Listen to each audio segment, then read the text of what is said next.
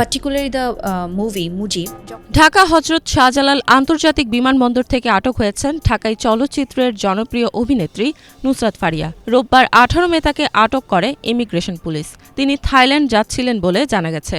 পরে তাকে ভাটারা থানার পুলিশের কাছে হস্তান্তর করা হয়। এই অভিনেত্রীর বিরুদ্ধে 2024 সালের বৈষম্য বিরোধী আন্দোলনের সময় রাজধানীর ভাটারা থানায় একটি হত্যাচেষ্টা মামলা হয়। শাহজালালের ইমিগ্রেশন পুলিশ সূত্রে এ তথ্য নিশ্চিত হওয়া গেছে। ভাটারা থানা পুলিশ তাকে হত্যাচেষ্টা মামলায় গ্রেফতার দেখিয়েছে। আমাকে যদি কেউ সরকার পক্ষ থেকে এসে বলে যে আপনাকে একটা কাজ, মামলায় উল্লেখ করা হয় আসামি বৈষম্য বিরোধী ছাত্র আন্দোলন দমন করতে বিপুল অর্থের যোগান দিয়েছেন।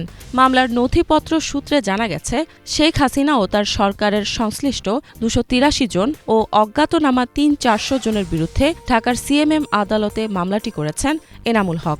আসামিদের ছোড়া গুলি মামলার বাদী এনামুল হকের ডান পায়ে লাগলে সঙ্গে সঙ্গে তিনি অজ্ঞান হয়ে রাস্তায় পড়ে যান। মামলায় বৈষম্য বিরোধী আন্দোলনের বিপক্ষে অবস্থান নিয়ে আওয়ামী লীগের অর্থ যোগানদাতা হিসেবে আসামি করা হয় ঢাকাই চলচ্চিত্রের অভিনেত্রী নায়িকা নুসরাত ফারিয়াকে। এর আগে মুজিব একটি জাতির রূপকার সিনেমাটিতে শেখ হাসিনার চরিত্রে অভিনয় করেছিলেন তিনি। এই সিনেমায় অভিনয় করা শিল্পীরা বেশ সমালোচিত হন। আর এই সিনেমার জন্য 19, 20, 21, 22, 23 5টা বছর। জুলাইয়ের গণঅভ্যুত্থানে শেখ হাসিনার পতনের পর সম্প্রতি এক পডকাস্ট আয়োজনে নুসরাত ফারিয়ার কাছে প্রশ্ন রাখা হয়েছিল, তিনি কি শেখ হাসিনার চরিত্রে অভিনয় করার কারণে অনুশোচনায় ভোগেন? এই প্রশ্নে ফারিয়ার জবাব ছিল, এখানে অনুশোচনার মতো কিছু নেই। এই সিনেমার জন্য তিনি তার জীবনের দীর্ঘ 5টি বছর দিয়েছেন।